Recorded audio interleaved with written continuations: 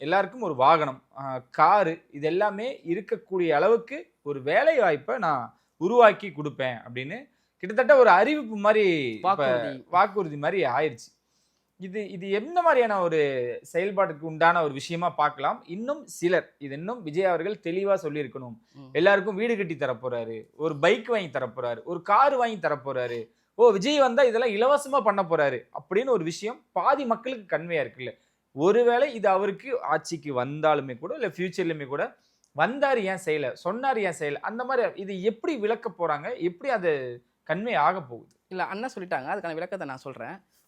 அந்த காணொளிய நீங்க முழுமையா பார்த்திருந்தீங்கன்னா, அழகா புரிஞ்சுக்கலாம். அவர் எங்கேயுமே நான் இலவசமாவோ, விலை இல்லாம நான் குடுக்க மாட்டேன்னு அழகா கண்டிப்பா. சொல்லியிருந்தாரு. சொல்லல. அவங்க என்ன சொல்லியிருந்தாங்கன்னா, அந்த காஞ்சிபுரம் மாவட்டம் அது மக்கள் சந்திப்புன்றாங்க. அது மக்கள் சந்திப்பு கிடையாது. அது ஒரு பரப்புரை தான். மக்கள் சந்திப்புன்னா, ஒரு ஒரு மக்கள் எந்திரிப்பாங்க, சில கேள்வி கேட்பாங்க. அதுக்கு தலைவர்கள் வந்து பதில் சொல்லுவாங்க. ஆனா பின்னாடி பேனரா மக்கள் சந்திப்புன்னுல இருந்தது. ஆமா. ஆனா, அது வந்து நடந்தது பார்த்தீங்கன்னா, பரப்புரை தான் நடந்துச்சு. வெளிய வந்த மக்கள் என்ன சொன்னாங்க அப்டின்னா, நாங்க என்னென்னலாம் பேசணும், என்னென்னலாம் கேட்கணும்னு நெனச்சனோ, அண்ணன் எல்லாத்தையுமே சொல்ட்டாங்க. உண்மையிலே நாங்க மகிழ்ச்சியா வெளிய போறோம்ன்னு சொல்லிட்டு, ஏகப்பட்ட காணொளிகள் YouTubeல வலையொலிலலாம் வந்துட்டு இருந்துச்சு. நீங்க பார்த்திருப்பீங்க. அது நம்மளும் அந்த களத்துக்கு போயிருந்தோம். ம். அந்த மக்கள சந்திச்சிருந்தோம். எல்லாருக்குமே அதான் நம்ம எவ்வளோ நல்லது பண்ணாலும், சில குறைகள் தான் கண்ணுக்கு தெரியும்.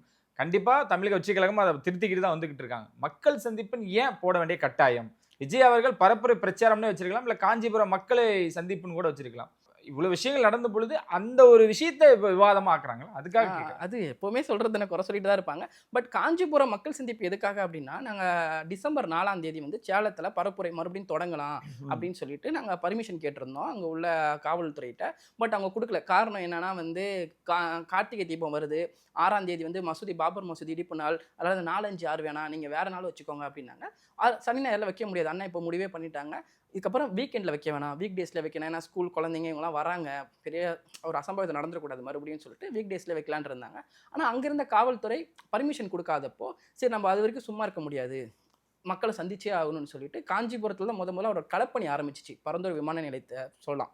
மறுபடியும் நம்ம காஞ்சிபுரம் மக்கள்ட்டயே போவோம். ஏன்னா நெறைய ப்ராப்ளம் அங்க இருக்கு. இண்டஸ்ட்ரி ரிலேட்டடா நெறைய ப்ராப்ளம் நடந்துட்டு இருக்கு. மக்கள்ட்டயே போவோம் அப்படின்னு சொல்லிட்டு, மக்கள சந்திக்கலான்ற ஒரு மீட்டிங் வச்சாங்க. ஸோ பொதுவெளியில போய் பார்க்க முடியல. அப்பயும் பர்மிஷன் குடுக்க மாட்றாங்க.